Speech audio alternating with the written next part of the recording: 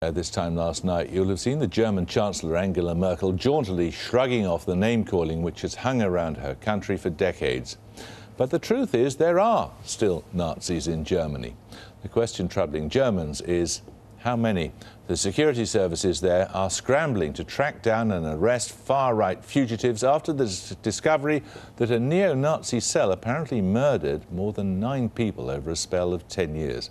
German intelligence says the number of armed neo-Nazis is on the rise. Katja Adler's report contains strong racially offensive language.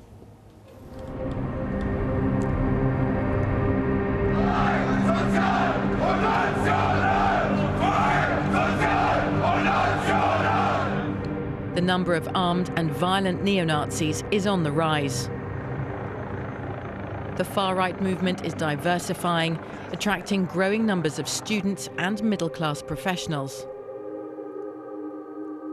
Revelations of mass murder and hate crimes force the German authorities to admit they've done too little for too long.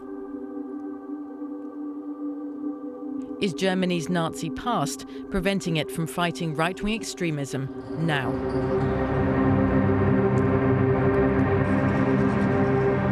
Last November, amongst the wreckage of this burnt-out flat, police unpacked one of the biggest scandals of Germany's post-war history. The flat had been home to Beate Zschäper, Uwe Böhnhardt and Uwe Mundlos.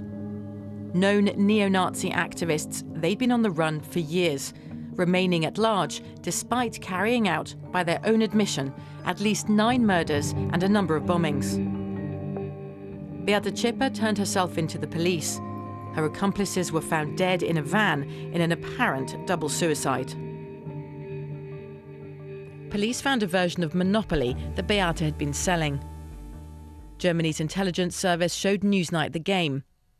Concentration camps are the most desirable properties on the board.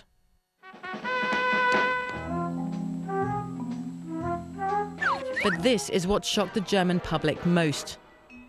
The trio left this homemade DVD, rather bizarrely using the Pink Panther cartoon character to boast that they'd been on a 10-year killing spree of racially motivated murders nationwide. The trio say they acted to serve the German people and their country.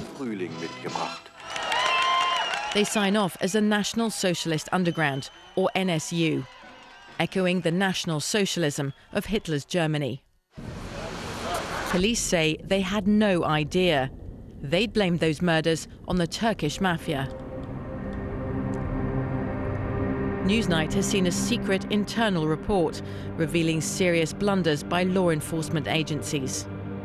They'd had the group under close surveillance for years, but never took decisive action, allowing them to go into hiding and remain underground. Why weren't they stopped before they began to kill?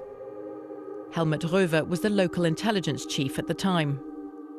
In this moment, in my eyes, it was necessary to arrest those people at once. In my eyes. Police did not. Why? I can't explain it. I can't explain it. We thought that we had them 2 or 3 times, and it was not possible to arrest them. I can't explain it. I can't. Don't ask me. Don't ask me. Well, we did keep asking him, but he had no answers for us. Allegations have been made in Germany not just of incompetence, but of right-wing sympathies inside the country's secret services and police force, something the institutions vehemently deny. Here in Germany, it's impossible to discuss far-right or even nationalist activity in isolation, outside the context of this country's Nazi past. Germany's post-war constitution was very much written in the vein of never again. So the story of the Nationalist Socialist Underground throws up some disturbing questions. Just how is it that a group of militant neo-Nazis was allowed to flourish? And just how popular and how powerful are the far-right and nationalist extremists in Germany today? Human rights groups say more than 180 people have been killed in right-wing attacks in Germany over the last 20 years. Neo-Nazis have murdered more people in post-war Germany than any other single group, including Islamists and the far left. But this is not reflected in official data. The German government admits mistakes have been made. Martin is a former neo-Nazi leader. He's now left the movement and asked us to hide his identity. He says the neo-Nazi trio's murderous exploits should have come as no surprise. The militant scene has always said we need people who are willing and able and trained in case it comes to civil war. The scene is armed, it's military. This does lead to people being killed. Weapons training is carried out in secret. In the Arab world, for instance, with freedom movements there, the right-wing scene sees itself as a freedom movement. Martin was part of a growing movement of secretive far-right groups in Germany called the Free Forces. No longer only rooted in the past, these groups tend not to call themselves Nazi or neo-Nazi, but rather the Free Forces. They're attracting a new kind of crowd, including students, the middle classes and intellectuals. They're harnessing social media and using new modern forms and means and reasons for protest. When it comes to them, one intelligence agent told me the security services here in Germany really are out of their depth.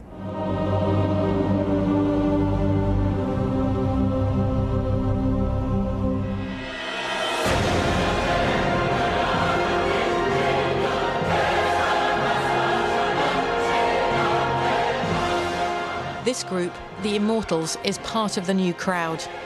Anti-globalization, anti-capitalist and anti-democratic, they warn of the impending extinction of the German people.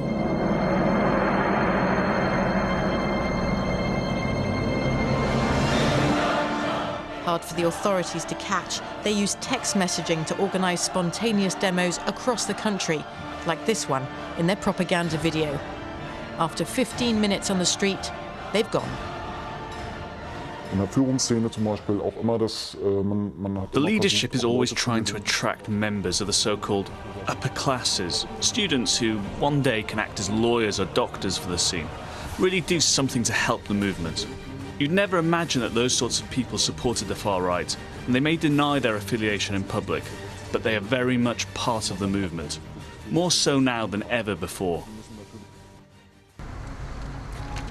But what exactly do they want?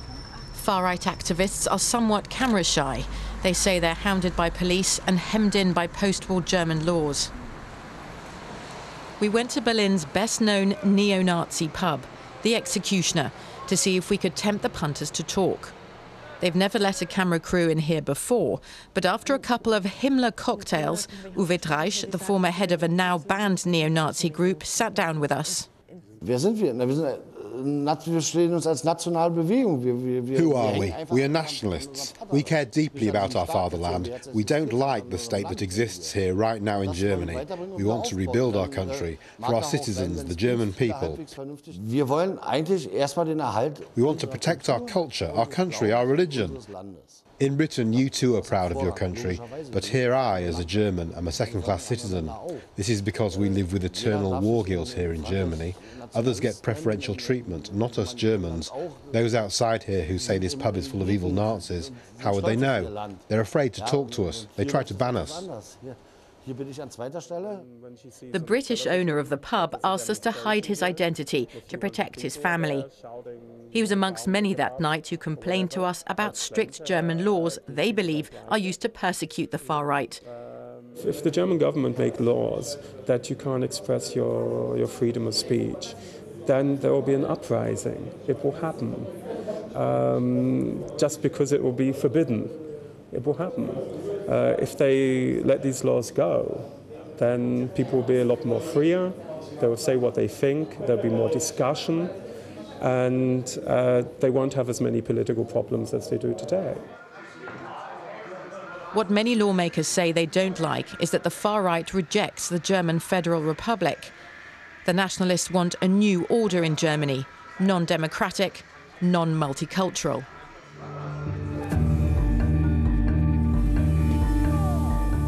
In the meantime, some are establishing what they call national liberated zones, dotted across the country.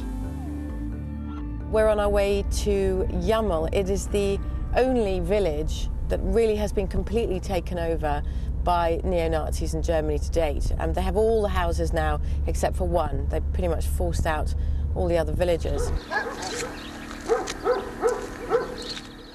In the middle of the village is this Nazi Germany-styled mural, proclaiming that the area is free, social and national. The German authorities recently forced the villagers here to take down a signpost pointing towards Hitler's birthplace. People here weren't particularly pleased to see us or keen to talk to us. Prior to coming here, I tried to organise an interview with the leading family of the village, but they weren't keen on our camera. You find liberated zones in German towns and cities too. There have been cases of riots, arson and murder in the far-right's efforts to cleanse those areas, a couple of streets or a sprawling housing estate, getting rid of all those they regard as political enemies: immigrants, ethnic minorities, liberals or left-wingers. Far-right groups also run summer camps for children and families, like this one in North Germany, filmed a few years ago. This youth organisation was later banned. The German Interior Ministry said it was indoctrinating children in Nazi ideology, as well as giving them military training. But the courtship of youngsters continues. The nationalists run youth clubs and sports clubs. They're playing the social card in the current economic crisis, offering welfare advice and family assistance, hoping to attract new supporters. The NPD is the legal political wing of the far right. It has elected representatives in 2 out of Germany's 16 state parliaments. Udo Pasteurs is the deputy leader of the NPD nationwide and its leader in the regional parliament of Mecklenburg-Vorpommern. German children need the land. We want to keep the German people alive with our own biological vitality, so that tomorrow and the day after, Germany still earns the name Germany. Because imagine a country called Germany that's filled only with Africans, with us importing nice little sweet nigger children.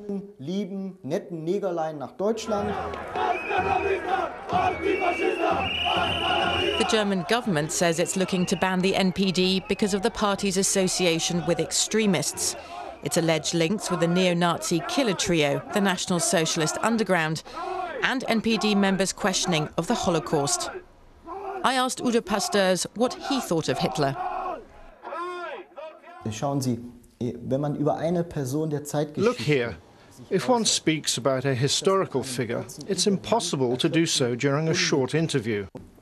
I could ask lots of people what they thought of Hitler. They'd be able to answer me in very few words. But those are emotions, not facts. I don't ask people in Dresden what they think of Bomber Harris. But you're totally avoiding my question. What do you think of Hitler, and what of the 6 million Jews?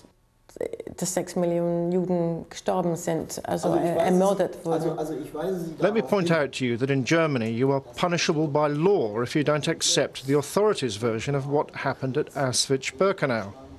I ask for your understanding. I do not wish to talk about these issues. I do not live in a free country.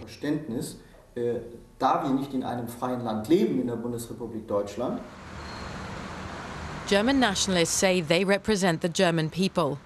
Most Germans insist they certainly do not. But statistics indicate the Euro crisis and wider economic woes mean increasing numbers are sympathetic to the anti-immigrant Germans first message espoused by the far right.